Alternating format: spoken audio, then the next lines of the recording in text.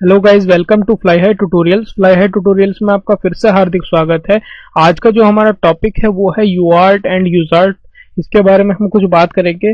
वैसे तो ये बेसिकली माइक्रो प्रोसेसर में आता है, लेकिन हमारे कम्युनिकेशन में मेंशन है तो मैं आपको यहीं पर क्लियर करने की कोशिश करूंगा। तो चलिए स्टार्ट कर लेते हैं। जैसे कि हमने कम्युनिकेशन में हम पहले से ही बताते आ रहे हैं कि कम्युनिकेशन बेसिकली है क्या, डेटा का ट्रांसफर है बिटवीन टू पॉइंट्स। ठीक है, डेटा जो है हमारा वो डिजिटल भी हो सकता है और एनालॉग भी हो सकता है नेचर में, लेकिन जो हमारा माइक्रो प्रोसेसर होता है वो डिजिटल सर्किट है, इसलिए हम इसमें डिजिटल डेटा को ही कंसीडर करेंगे। अब सपोज कीजिए हमें डेटा को ट्रांसफर करना है पॉइंट ए से पॉइंट बी। ठीक है, पॉइंट ए से पॉइंट बी पे ट्रांसफर करना है, तो उसको ट्रांसफर करने के हमारे पास दो मेथड हैं। एक है हमारे पास पैरेलल डेटा ट्रांसफर और एक है हमारे पास सीरियल डेटा ट्रांसफर। तो पैरेलल डेटा ट्रांसफर में जनरली होता क्या है, अगर मैं आपको शॉर्ट में समझाना चाहूं कि 8 bit of data eight A time. ठीक है, यहाँ पे क्या है, 8 bit of data eight A time transfer कर सकते हैं, यानी कि साइमल्टेनियसली आप 8 बिट ऑफ डेटा ट्रांसमिट कर सकते हैं। जबकि अगर आप सीरियल डेटा की बात करें तो यहाँ पे क्या है, 1 बिट ऑफ डेटा ट्रांसफर होगा एक बार में। यहाँ पे क्या होगा, 1 बिट ऑफ डेटा ट्रांसफर होगा एट ए टाइम। ठीक है, यहाँ पे जनरली क्या है, सिर्फ 2 लाइन्स चाहिए, मेरे को 2 लाइन चाहिए कनेक्ट करने के लिए या डेटा को ट्रांसफर करने के लिए। इसमें क्या है कि डेटा ट्रांसफर थोड़ा लो होगा और ये जो है एडवांटेजेस है आपका लॉन्ग डिस्टेंस पे। ठीक है, यानी कि अगर लॉन्ग डिस्टेंस पे आपको ट्रांसमिशन करना है डेटा का तो आप सीरियल डेटा ट्रांसफर यूज कर सकते हैं। जबकि इसमें आपका क्या बताया मैंने कि 8 बिट डेटा ट्रांसफर होगा, तो यहाँ पे हम पैरेलल लाइंस यूज करेंगे, या मैं कह सकता हूँ 9 लाइंस मुझे चाहिए यहाँ पे 8 बिट आपका डेटा ट्रांसफर के लिए। ठीक है, और एक कॉमन ग्राउंड हो गया बिटवीन टू पॉइंट्स। और इसमें डेटा जो ट्रांसफर है वो फास्ट होता है, काफी फास्ट होगा, और ये लॉन्ग डिस्टेंस के लिए प्रेफरेबल है। तो ये क्या है आपका शॉर्ट डिस्टेंस के लिए या फिर स्मॉल डिस्टेंसेस के लिए। ठीक है, ये आपका प्रेफरेबल है। तो जस्ट आपको ओवरव्यू दे दिया मैंने पैरेलल डेटा ट्रांसफर में क्या होता है और सीरियल डेटा ट्रांसफर में क्या होता है। अब कम्युनिकेशन सिस्टम के कुछ टाइप्स हैं, ये आपको जनरली मैं बेसिक बात इसलिए बता रहा हूँ क्योंकि ये कॉन्सेप्ट वगैरह आपके माइंड में रहेंगे तो माइक्रो प्रोसेसर हो गया या फिर आपका हम जैसे टेलीफोनी में कुछ बात करेंगे तो ये आपको कॉन्सेप्ट क्लियर होंगे तो काफी आसानी होगी उन टॉपिक्स को समझने में। तो कम्युनिकेशन सिस्टम के भी कुछ टाइप्स होते हैं, एक होता है सिंप्लेक्स और एक होता है डुप्लेक्स। डुप्लेक्स में 2 होते हैं आपके, एक होता है हाफ डुप्लेक्स, एक होता है आपका फुल डुप्लेक्स। तो अगर सिंप्लेक्स की बात करूं, सिंप्लेक्स कम्युनिकेशन सिस्टम क्या है, तो सिंप्लेक्स में जनरली होता क्या है, 1 वे ट्रांसमिशन होता है। सिंप्लेक्स में आपका क्या है, 1 वे ट्रांसमिशन है, यानी कि जो डेटा जो है वो सिर्फ एक ही डायरेक्शन में आपका ट्रेवल कर सकता है। इसमें आपको ये समझना है। और इसमें कह सकते हैं कि जैसे सिस्टम ए टू बी अगर आपका ट्रांसफर हो रहा है तो इसमें मैंने बताया कि एक ही साइड ट्रांसमिट कर सकता है, तो ए को कह सकते हैं कि ये ट्रांसमीटर है और बी को कह सकते हैं कि ये रिसीवर है, यानी कि सिर्फ यहां से यहां ही ट्रांसफर होगा, इधर से इधर ट्रांसफर नहीं होगा। सिंप्लेक्स का जनरली कंसेप्ट ये है, 1 वे ट्रांसमिशन होता है। डुप्लेक्स में क्या है आपका, डुप्लेक्स है आपका 2 वे ट्रांसमिशन। ये क्या है आपका 2 वे ट्रांसमिशन डुप्लेक्स में। इसमें 2 होते हैं आपके, एक होता है हाफ डुप्लेक्स, एक होता है फुल डुप्लेक्स। हाफ डुप्लेक्स में क्या होता है कि इसमें जो कनेक्शन होता है 2 टर्मिनल्स के बीच में वो इस तरीके से होता है कि जो डेटा जो है वो ट्रेवल कर सकता है दोनों डायरेक्शन में, लेकिन जब ट्रांसमिशन होगा वो एक्टिवेट होगा एक डायरेक्शन में एक ही बार में। यानी कि डेटा का ट्रांसमिशन तो 2 वे होगा, लेकिन एक बार में या तो आ सकता है या जा सकता है। समझ गए, हाफ डुप्लेक्स में ये होगा 1 वे, यानी कि इसमें आप मैं बता देता हूं कि ट्रांसमिशन जो होगा वो आपका एक्टिवेटेड होगा इन 1 direction at a time. Okay, next है मेरा फुल डुप्लेक्स। फुल डुप्लेक्स में क्या है, इसमें भी वही है कि जो ट्रांसमिशन होगा डेटा जो है ट्रेवल कर सकता है दोनों डायरेक्शन में साइमल्टेनियसली। इसमें क्या है कि 1 वे ट्रांसमिशन जो होगा, एक बार आपका ट्रांसमिट, जैसे इसमें इस वाले में क्या था आपका कि एक बार में आपका ट्रांसमिशन एक ही बार में पॉसिबल है, यानी कि आपका एट ए टाइम सिर्फ एक ही लाइन पे ट्रांसमिट हो सकता है। इसके केस में ऐसा नहीं है, इसमें आप साइमल्टेनियसली ट्रांसमिट कर सकते हैं। ठीक है, तो हाफ डुप्लेक्स और फुल डुप्लेक्स में जनरली फर्क यही होता है, और ये कुछ कम्युनिकेशन सिस्टम्स के टाइप से जो आपको समझने जरूरी थे। इसके बाद एक आता है serial transmission format. Serial transmission format आपका दो टाइप का होता है, एक होता है आपका सिंक्रोनस डेटा ट्रांसफर और दूसरा होता है आपका सिंक्रोनस डेटा ट्रांसफर। अब इन दोनों के बारे में हम बात करेंगे, थोड़ा आपको जनरल आइडिया दे देता हूं मैं। एसिंक्रोनस डेटा ट्रांसफर की हम सबसे पहले बात करते हैं। तो एसिंक्रोनस डेटा टाइप में आप ध्यान रखें कि ये है आपका character oriented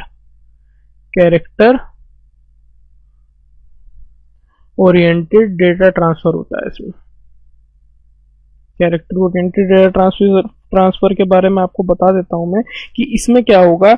1 data byte transfer होगी सीरियली एट ए टाइम। ठीक है, उसके बाद में जो डेटा अगर मान लिया आपका ट्रांसफर नहीं होता है तो आउटपुट लाइन जो है वो आपकी हाई हो जाएंगी, यानी कि मार्किंग स्टेट में पहुंच जाएंगी। इसमें होगा क्या, आपका जो स्टार्ट होता है डेटा का वो इनिशिएट किया जाता है आपका लो स्टार्ट बिट, यानी कि आपका जैसे आपको कोई डेटा बाइट्स आपको सेंड करनी है, उससे पहले आपको लो स्टार्ट बिट एक सेंड करनी होगी। और जो ये स्टार्ट बिट होती हैं ये यूज की जाती हैं सिंक्रोनाइज करने के लिए ट्रांसमीटर को और रिसीवर को। और जब ये स्टार्ट बिट के बाद क्या है, जो डेटा है आपका, सपोज कीजिए कि D0 से D7 कुछ बिट्स हैं, ये मुझे ट्रांसमिट करनी है, तो इनसे पहले मुझे क्या करना पड़ेगा, एक स्टार्ट बिट या लो स्टार्ट बिट मुझे सेंड करनी पड़ेगी। उसके बाद मैं इनको सीरियली ट्रांसफर कर सकता हूं, यानी कि पहले LSB मेरी ट्रांसफर होगी, उसके बाद में मेरी MSB तक पहुंचेगी, यानी कि D0 से D7 तक आप इसको कह सकते हैं। जैसे कि मैं आपको एक डायग्राम के माध्यम से समझाने की कोशिश करता हूं कि ये आपका सपोज कीजिए ये ट्रांसमीटर है और ये क्या है आपका रिसीवर है, और यहाँ क्या है, मुझे D0 से लेके D7 तक मुझे आपकी जो बिट्स हैं इनको सीरियली ट्रांसमिट करना है। अब मैंने बताया आपको यहाँ पे मुझे इससे पहले एक स्टार्ट बिट जो है वो सेंड करनी पड़ेगी, वो सपोज कर लीजिए 0 है या कुछ भी हो सकती है। ये है मेरी स्टार्ट बिट, ये 0 ही होती है क्योंकि लो है ना स्टार्ट बिट। और इस अगर ये मेरी ट्रांसफर नहीं हो रहा है तो ये मेरी मार्किंग स्टेट में पहुंच जाएगी। मार्किंग स्टेट का मतलब आपकी हाई लेवल में हो जाएगी। इसी तरीके से जब आपकी D0 से D7 तक आपने सारी बिट्स को ट्रांसफर कर दिया है तो एंड में हम क्या है, कुछ चेक स्टॉप बिट्स सेंड करेंगे ताकि हम मार्किंग स्टेट को दोबारा इनिशियलाइज कर पाएं। ठीक है, यानी कि जब हमने सबसे पहले स्टार्ट बिट सेंड की थी, उसके बाद हमने अपना जो डेटा था D0 से D7 तक उसको हमने ट्रांसमिट कर दिया। उसके बाद में मैंने क्या बताया आपको कि स्टॉप बिट्स कुछ भेजेंगे हम, स्टॉप बिट्स ये जो है हमारी, और ये एक से ज्यादा भी हो सकती हैं, कुछ स्टॉप बिट्स सेंड करेंगे। और जो क्लॉक है, ट्रांसमीटर के भी एक क्लॉक होती है और एक रिसीवर की भी क्लॉक है CL के, ये अलग अलग ऑपरेट होती हैं। ठीक है, लेकिन ऑपरेटिंग फ्रीक्वेंसी जो है वो लगभग हम सेम ही रखते हैं। तो आपको होप ये जो एसिंक्रोनस डेटा ट्रांसफर का कॉन्सेप्ट है ये क्लियर हुआ होगा। इसमें आपको अगर मैं समराइज करने की कोशिश करूं तो ध्यान ये रखना है कि ये कैरेक्टर ओरिएंटेड डेटा ट्रांसफर है। D0 से D7 तक बिट ट्रांसफर होंगी, यानी कि लीस्ट सिग्निफिकेंट बिट पहले ट्रांसफर होगी और ट्रांसमिट करने से पहले हमें एक स्टार्ट बिट सेंड करनी पड़ेगी। एक तरीके से सिंक्रोनाइज भी कह सकते हैं कि एक स्टार्ट बिट शुरू करने के लिए कि मैं डेटा अपना D0 से D7 तक ट्रांसमिट करना चाहता हूं, उसके बाद में मुझे कुछ स्टॉप बिट सेंड करनी पड़ती हैं कि ये वाला जो एक पर्टिकुलर मेरी बाइट्स हैं ये और सेंड हो चुकी हैं, और जब स्टॉप बिट जाएंगी इसका मतलब ये होगा कि अब दोबारा से मेरा रिसीवर जो है वो रेडी हो जाएगा कि और जो हमारी बाइट्स हैं वो एक्सेप्ट कर सकता है। तो इसमें स्टार्ट और स्टॉप बिट का कॉन्सेप्ट आपको ध्यान में रखना है। अब नेक्स्ट है मेरा synchronous data transfer.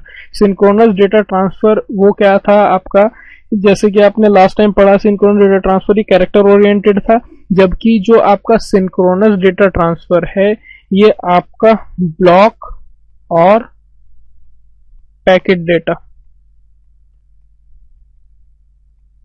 Oriented data transfer है। ठीक है, इसमें क्या है, जो ब्लॉक होते हैं डेटा बाइट्स के वो ट्रांसफर किए जाते हैं सीरियली, मतलब पूरे के पूरे डेटा ब्लॉक्स को ही हम इसमें सेंड कर सकते हैं। आप सपोज कीजिए जो पैकेट है डेटा, मतलब उसका साइज n है। ठीक है, तो इसमें हम क्या करेंगे, जो डेटा बाइट्स हैं, डेटा बिट्स की बात नहीं कर रहा हूं मैं, कह रहा हूं यहाँ पे जो डेटा बाइट्स हैं ब्लॉक में, वो ट्रांसफर की जाती हैं एक के बाद एक। तो इसमें आपको मैं दिखा देता हूँ एक डायग्राम बना के, ताकि आपको समझने में और आसानी हो जाए। ये सपोज कीजिए आपका ट्रांसमीटर है और ये आपका रिसीवर है। इसमें मैंने क्या कहा है कि ब्लॉक में होगा, यानी कि D0 से लेके D7 तक ये डेटा बाइट्स हैं। ये सपोज कीजिए डेटा 1 है। इसी तरीके से D0 से लेके D7 तक ये डेटा 2 है आपका। इसी तरीके से डेटा 3, 2 इतने हो सकते हैं। स्टार्टिंग में क्या है, इसमें एक सिंक बिट सेंड करता हूं मैं यहाँ पर। सिंक बिट का मतलब क्या होता है, अगर सिंक्रोनाइज हो रहा है तो इसकी क्लॉक और इसकी क्लॉक दोनों की सेम होती है। इसमें आपको ध्यान में रखना है। यहाँ पे सिर्फ एक ही चीज डिफरेंट है, वो है कि इसमें एक स्पेशल कैरेक्टर भी सेंड किया जाता है जिसको सिंक कैरेक्टर बोलते हैं। वो स्टार्टिंग में आपके यहाँ पे सेंड किया जाएगा। वो क्या करेगा कि सिंक्रोनाइज कर देगा आपके ट्रांसमीटर और रिसीवर को। तो इसमें आपको जनरली यही समझना था। और इसमें एक चीज और समझ सकते हैं कि जो मेरा सिंक्रोनस डेटा ट्रांसमीटर है, इसमें एक ही क्लॉक यूज की जाती है ट्रांसमीटर और रिसीवर दोनों के लिए। स्पीड इसकी as compare to synchronous data transfer काफी हाई होती है। ठीक है, और इसमें ग्रुप की फॉर्म में भी डेटा ट्रांसफर किया जा सकता है। और जो ट्रांसफर होता है डेटा रेट का, मतलब ट्रांसफर रेट जो होगा वो ग्रेटर देन 20 kbps हो सकता है। ठीक है, ग्रेटर देन 20 kbps हो सकता है। और जबकि सिंक्रोनस के केस में लेस देन 20 kbps होगा। ये कुछ जनरल बातें थी। इन जो दो टॉपिक्स थे आपके, एसिंक्रोनस डेटा ट्रांसफर और सिंक्रोनस डेटा ट्रांसफर, इन दोनों को आपको बताने का पर्पस ये था कि जो हमारा जो टॉपिक है यूआर्ट और यूजार्ट, वो दोनों बेसिकली इन्हीं के कॉन्सेप्ट पे काम करेंगे। तो अगर आपको सिर्फ जस्ट ओवरव्यू भी पता है एसिंक्रोनस डेटा ट्रांसफर का और सिंक्रोनस के बारे में, सिंक्रोनस डेटा ट्रांसफर के बारे में, तो आपको ये जो हमारा फर्दर टॉपिक स्टार्ट होने वाला है इसको पढ़ने में काफी आनंद आने वाला है। तो अब बात करते हैं 8250 या और 8251 के बारे में। 8250 है क्या और 8251 है क्या? सबसे पहले तो आपको ये ध्यान रखना है कि अगर आपको पूछा जाए कि 8250 है क्या, यह है आपका यूआर्ट। और यूआर्ट की फुल फॉर्म क्या होती है ये मैं आपको नोट कर देता हूँ, पहले बताता हूँ। 8250 है आपका यूआर्ट और 8251 है आपका यूजार्ट। अब यूआर्ट और यूजार्ट है क्या?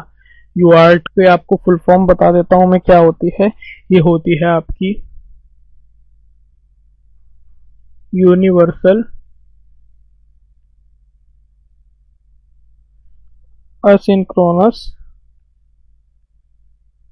Receiver and transmitter. ठीक है, जबकि जो यूजार्ट होता है वो होगा आपका यूनिवर्सल सिंक्रोनस या असिंक्रोनस रिसीवर एंड ट्रांसमीटर। ठीक है, यूआर्ट जो है इसका नाम है 8250 चिप नंबर और ये है आपकी 8251। ओके, सो होप ये जो आपको कुछ कॉन्सेप्ट है पता लगा होगा कि यूजार्ट और यूआर्ट किसे कहते हैं। जनरली आपके ट्रांसमीटर और रिसीवर हैं और ये है सिंक्रोनस और असिंक्रोनस टाइप। अब जो 8251 होता है आपका, यानी कि यूजार्ड जो होता है आपका, ये आपका सपोर्ट करता है synchronous as well as asynchronous. आप देख सकते हैं सिंक्रोनस भी और असिंक्रोनस भी दोनों को सपोर्ट करता है, जबकि 8250 जो होता है आपका, ये सिर्फ असिंक्रोनस को ही, असिंक्रोनस कम्युनिकेशन को ही सपोर्ट करता है। तो अगर हम इसकी वर्किंग या फंक्शनिंग के बारे में बात करेंगे तो हम 8251 को लेके चलेंगे, क्योंकि अगर फंक्शनिंग आती है कुछ ब्लॉक डायग्राम्स की तो वो कॉमन ही है लगभग, तो हम 8251 पर ही कॉन्सेंट्रेट करेंगे, क्योंकि इससे आपको एक वर्किंग क्लियर हो जाएगी कि होता क्या है इसके बारे में। ठीक है, तो अब कुछ फीचर्स की बात कर लेते हैं 8251 की। अब 8251 के बारे में जैसे कि मैंने बताया आपको कि सिंक्रोनस और असिंक्रोनस दोनों टाइप के जो मोड ऑफ ऑपरेशन है ये दोनों को सपोर्ट करता है। और इसमें ध्यान रखने की बात एक और ये है कि इन सिंक्रोनस मोड में क्या है, ये 5 to 8 बिट के कैरेक्टर्स को सपोर्ट करता है। ठीक है, ये आपको इसमें ध्यान में रखना है। और सिंक्रोनस बाउड रेट जो होता है इसका, वो होता है आपका DC2 64K बाउड, और असिंक्रोनस बाउड रेट जो होता है वो होता है इसका DC2 19.2K बाउड। ये ध्यान रखें।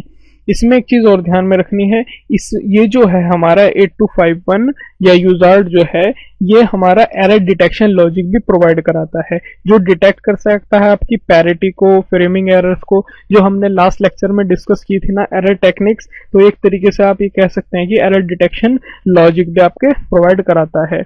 एक और चीज ध्यान रखें, इसमें 18 पिन डिप पैकेज में मिलता है, और जितने भी इसके इनपुट और आउटपुट होते हैं वो TTL कंपैटिबल होते हैं, और ये वर्क करता है जनरली आपकी 5 वोल्ट सप्लाई पे, +5 वोल्ट सप्लाई, और वो होगी जनरली DC, यानी कि +5 वोल्ट सप्लाई पे ये वर्क करता है। 28 पिन डिप पैकेज में मिलता है, TTL कंपैटिबल होता है, असिंक्रोनस और सिंक्रोनस दोनों मोड को सपोर्ट करता है, और सिंक्रोनस मोड में 5 to 8 बिट कैरेक्टर्स को ये सपोर्ट कर सकता है। ये कुछ जनरल फीचर्स थे जो आपको मैंने बता दिए हैं।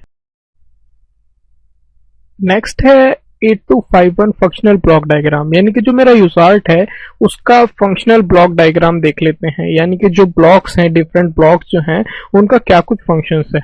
ठीक है, तो इसमें जैसे कि आप देख सकते हैं 8251 के ब्लॉक डायग्राम में, इसमें कुछ जो ब्लॉक्स हैं वो कौन कौन से हैं।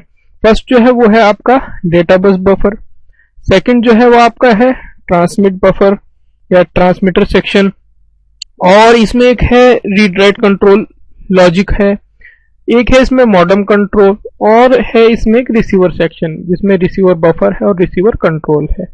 और बसेस वगैरह आप देख सकते हैं, इंटरनल बसेस भी हैं और कुछ एक्सटर्नल बसेस भी हैं, जैसे कि डेटा बस हो गई हैं, एड्रेस बस हो गई हैं, इन सब के बारे में।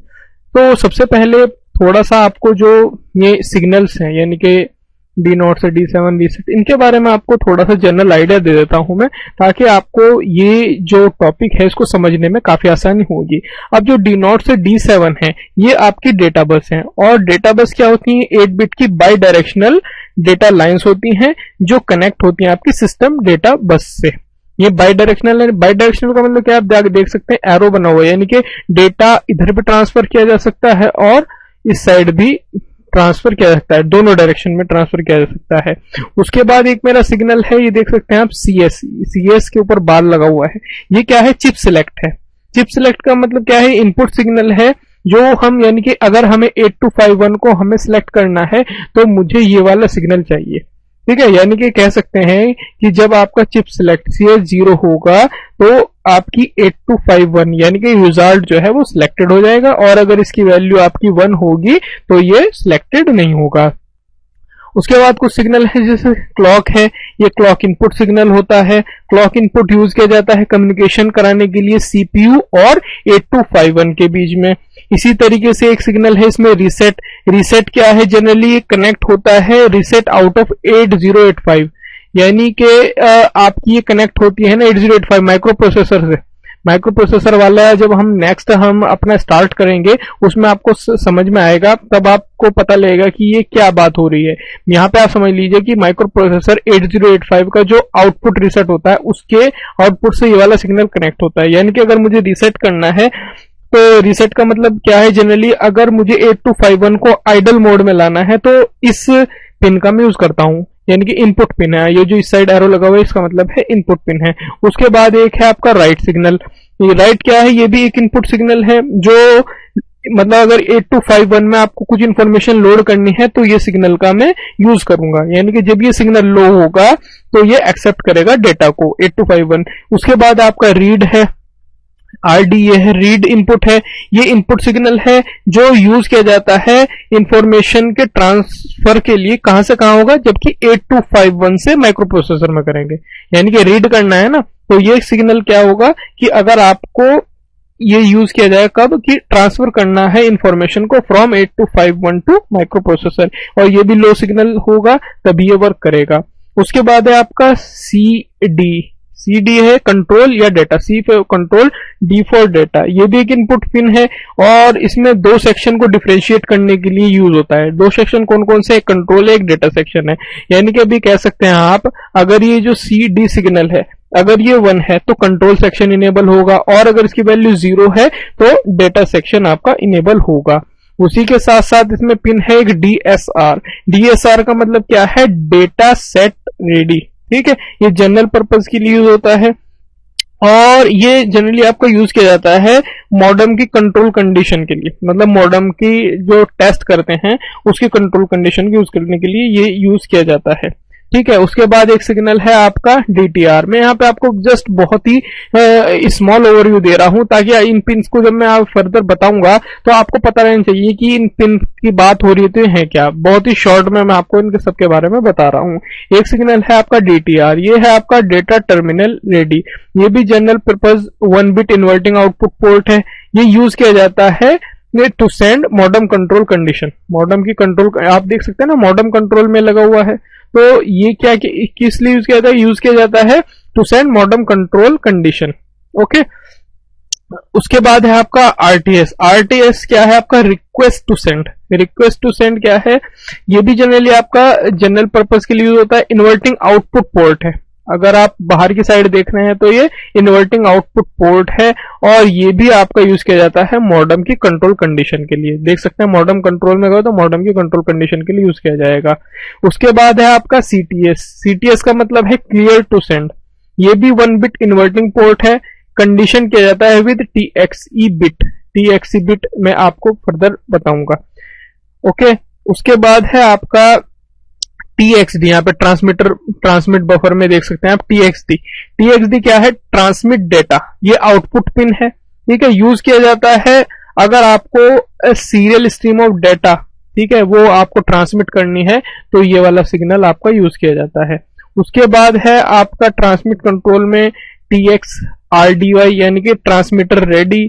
कुछ टर्म्स जो है ये, मतलब जो कुछ सिग्नल है ये आपको अगर इनकी फुल फॉर्म पता है तो आप जनरली आइडिया दे सकते हैं कि किस बारे में बात हो रही है। जैसे टीएक्स आरडीवाई, ये है टीएक्स बोलते हैं हम ट्रांसमीटर को, आरडीवाई है रेडी, ट्रांसमीटर रेडी। तो ये आउटपुट सिग्नल है, यूज किया जाता है सीपीयू के लिए।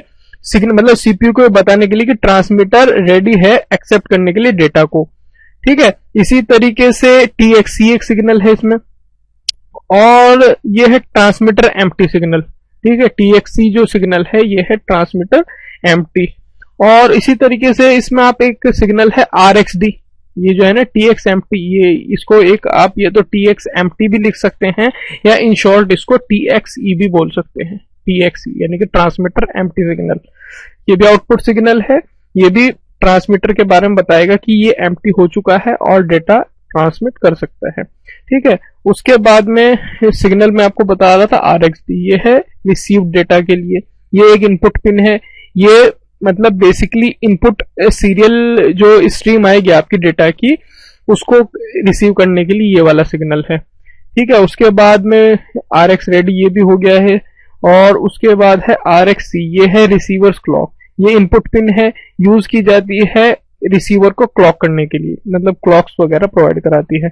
उसके बाद में है आपका RX रेडी, ये वाला रह गया आपका RX रेडी। RX रेडी क्या है आपका? Receiver ready. ये आउटपुट सिग्नल है आपका, देख सकते हैं आउटपुट की तरफ है, तो ये आउटपुट सिग्नल है। उसके बाद है आपका SYNDT, सिंडेट या ब्रेकडेट। ये है आपका बेसिकली सिंक डिटेक्ट, ये क्या है? सिंक, यहां तक सिंक और डिटेक्ट, और ये है आपका ब्रेक डिटेक्ट। ठीक है, ये जो पिन है, ये पिन यूज की जाती है सिंक्रोनाइज डिटेक्शन के लिए, सिंक डिटेक्ट जो है सिंक्रोनाइज डिटेक्शन के लिए, और ये जो पिन है यूज की जाती है आपकी ब्रेक डिटेक्शन के लिए। ठीक है, तो इसके बारे में मैंने आपको ओवरव्यू दे दिया है सभी पिन्स के बारे में। अब जो हमारे यहाँ पर जो सेक्शंस हैं, यानी कि जो ब्लॉक्स हैं, इनके बारे में आपको ओवरव्यू दे देता हूं, ताकि आपको इसकी वर्किंग या इनके जो ब्लॉक्स की वर्किंग है वो आपको समझ में आ जाए। अब सबसे पहला हमारा क्या है? सबसे पहला है हमारा data bus buffer. Data bus buffer क्या है? ये आपका 3 स्टेट बाई डायरेक्शनल बफर है। ठीक है, यूज किया जाता है मतलब इंटरफेसिंग के लिए इंटरनल डेटा बस को, आप देख सकते हैं इंटरनल डेटा बस को सिस्टम डेटा बस के साथ में इंटरफेस कराने के लिए आपका डेटा बस बफर यूज किया जाता है। ठीक है, और जो डायरेक्शन होती है डेटा ट्रांसफर की, वो आपकी किस तरीके से डिसाइड करेंगे आप? रीड और राइट, जो आपके दो कंट्रोल सिग्नल है ना, ये रीड और राइट, इनसे इसकी डिसाइड होगी कि डेटा आपको इस मतलब ट्रांसफर किस साइड करना है, मतलब सीपीयू से इस 8251 में करना है, 8251 से सीपीयू में करना है। ठीक है, उसके बाद है आपका read write control logic. Read write control logic basically है क्या? इसमें आपके डिफरेंट कंट्रोल सिग्नल्स हैं, देख सकते हैं आप, इनके बारे में मैंने बताया, ये आपके कंट्रोल सिग्नल हैं, जैसे कि रीड हो गया, राइट हो गया, क्लॉक हो गया, ये सारे आपके इनपुट सिग्नल्स हैं, इसमें इनपुट कंट्रोल सिग्नल है। और 8251 आपकी पता ही है कैसे सिलेक्ट होगी, अगर CS 0 होगा तो आपकी 8251 सिलेक्ट है, और अगर इसकी वैल्यू 1 हो गई तो वो डिसलेक्ट हो जाएगा। ठीक है, उसके बाद में आपकी है ट्रांसमीटर सेक्शन, इसकी बात कर लेते हैं। ये है पूरा ट्रांसमीटर सेक्शन। तो जो आपका ट्रांसमीटर सेक्शन है, इसमें आपका ट्रांसमीटर बफर है और ट्रांसमिट कंट्रोल ब्लॉक है, यानी कि ये और ये दो चीजें हैं ना इसमें। और इसमें क्या है बेसिकली आपका, इसमें आपको अगर मैं समझाना चाहूं तो अगर इसको हम थोड़ा सा एक्सपेंड करें, इसमें क्या होता है आपका, एक होता है ट्रांसमिट बफर रजिस्टर भी होता है इसमें, और एक होता है आउटपुट रजिस्टर, और एक होता है इसमें ट्रांसमिट कंट्रोल लॉजिक। इसमें होता क्या है आपका, जो ट्रांसमीटर बफर रजिस्टर है, ये एक्सेप्ट करता है पैरेलल डेटा को फ्रॉम डेटा बस बफर से, यानी कि जो ये डेटा बस बफर है, इससे जो डेटा आएगा वो इधर आएगा आपका ट्रांसमिट बस बफर में। वो कैसे होगा? पैरेलली होगा। और जो कंटेंट्स होते हैं ट्रांसमीटर बफर के, वो आपके ऑटोमेटिकली ट्रांसफर्ड हो जाते हैं आउटपुट रजिस्टर में। यानी कि यहां पर मैं कह सकता हूं कि यहां पर एक तरीके का क्या है आपका, एक आउटपुट रजिस्टर है। ठीक है, तो आपको ध्यान में रखना है कि डेटा जो है डेटा बस बफर से ट्रांसमिट बफर में आएगा और ट्रांसमिट बफर से आउटपुट रजिस्टर में चला जाएगा। ठीक है, और इसी के साथ साथ इसमें क्या है कि जो सिग्नल्स हैं TX TY, इन सब का जो फंक्शनिंग है वो मैं आपको ऑलरेडी बता चुका हूं। तो इसमें आपका जस्ट यही है, इससे ज्यादा जो है हम डीपली नहीं इसमें पढ़ेंगे। ठीक है, उसके बाद है हमारा रिसीवर सेक्शन। रिसीवर सेक्शन में भी आपका क्या है, उसमें भी आपके 3 हो गए ब्लॉक। आप कह सकते हैं कि एक तो रिसीवर बफर रजिस्टर हो गया है जो आपका यहाँ पे लगेगा आउटपुट में। ठीक है, एक है आपका सीरियल इनपुट रजिस्टर हो गया है, और आपका रिसीवर कंट्रोल हो गया है। इसमें भी 3 ब्लॉक हो गए। अब जो रिसीवर सेक्शन है वो एक्सेप्ट करता है serial data on RxD pin, यानी कि जो ये RxD पिन है, ये आप देख सकते हैं इनपुट है ना, यानी इस साइड हो रहा है, तो ये सीरियल डेटा को यानी कि रिसीव करेगा। और जो इनपुट रजिस्टर होता है, इनपुट रजिस्टर यहाँ पर आपका कनेक्ट होता है, ये RxD पिन है ना आपका, तो इससे आप कह सकते हैं कि रिसीवर बफर के बाद यहाँ पर आपका क्या होगा, एक इनपुट रजिस्टर होगा, इनपुट रजिस्टर होगा, और इनपुट रजिस्टर के बाद आपका ये RxD है।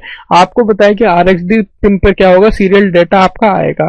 तो जो आपका इनपुट रजिस्टर है ये कन्वर्ट कर देगा सीरियल डेटा को पैरेलल फॉर्म में। ठीक है, इसमें आपको समझने की यही जरूरत है कि इस जो सेक्शन है इसका काम क्या है। बाकी जो पिन्स लगी हुई हैं उनका ऑलरेडी डिस्क्रिप्शन में आपको दे चुका हूं। उसके बाद हमारा है मॉडम कंट्रोल। मॉडम कंट्रोल क्या है, अगर हमें सेंड करना होता है डेटा को लॉन्ग डिस्टेंस पर, तो टेलीफोन लाइंस यूज करते हैं, ये मैं आपको पहले बता चुका हूं। और टेलीफोन लाइंस जो होती है वो उनका जो नेचर होता है वो एनालॉग होता है। सो मॉडेम जो है यूज किया जाता है आपका डिजिटल डेटा को एनालॉग डेटा में कन्वर्ट करने के लिए। और मॉडेम को कंट्रोल करने के लिए इसमें एक ब्लॉक प्रोवाइड किया गया है मॉडेम कंट्रोल का, है ना। अगर हमें मॉडेम को कंट्रोल करना है तो 8251 में क्या है, एक मॉडेम कंट्रोल का ऑप्शन प्रोवाइड कराया गया है। और जो कनेक्शन जो है 8251 के और मॉडेम के वो हमारे फिगर्स में है, यानी कि किस तरीके से हमने इनकी इंटरफेसिंग की हुई है। तो इसमें जनरली आपको बस यही समझना था। और जो इसमें पिंस वगैरह हैं, इन पिंस के बारे में मैं ऑलरेडी आपको बता चुका हूं कि किस तरीके से वर्क करेंगे। सो जस्ट एक ओवरव्यू था जो इसका फंक्शनल ब्लॉक डायग्राम है 8251 का, कि जो इसमें ब्लॉक्स हैं इनका वर्क क्या है। तो आपको एक ओवरव्यू मिल गया होगा कि इनका फंक्शन क्या है। एग्जामिनेशन पॉइंट ऑफ व्यू से इसमें कुछ जो बेसिक क्वेश्चन बन सकते हैं वो ये है कि 8251 क्या होती है, कौन सी चिप होती है, ये आपको पता होना चाहिए। ये आपकी यूजार्ट है, ठीक है। उसी के साथ में यूआर्ट के बारे में पूछ सकते हैं कि उसका चिप नंबर क्या है, ठीक है। और उसी के साथ साथ कोई सिग्नल पूछ लेंगे कि डीएसआर क्या होता है, डीटीआर क्या होता है, सीटीएस क्या है। तो एक जस्ट ओवरव्यू आपको चाहिए था, लेकिन मैंने आपको इसकी वर्किंग और इसके जो ब्लॉक्स की सारी फंक्शनिंग है वो भी आपको डिटेल में तो नहीं, लेकिन एक ओवरव्यू जरूर दे दिया है। तो अगर आपको लेक्चर पसंद आया है तो काइंडली सब्सक्राइब जरूर कीजिए, रेड बटन को जरूर क्लिक कीजिए और हमारे चैनल्स के बारे में सभी लोगों को बताइए, ज्यादा से ज्यादा लोगों तक हमारे चैनल के बारे में बताइए। पसंद आता है तो लाइक कीजिए, शेयर कीजिए। कोई क्वेरी या सुझाव है तो आप हमें मेल भी कर सकते हैं। तो इसी के साथ साथ देखने के लिए आपका बहुत बहुत धन्यवाद। आपका समय फिर से शुभ।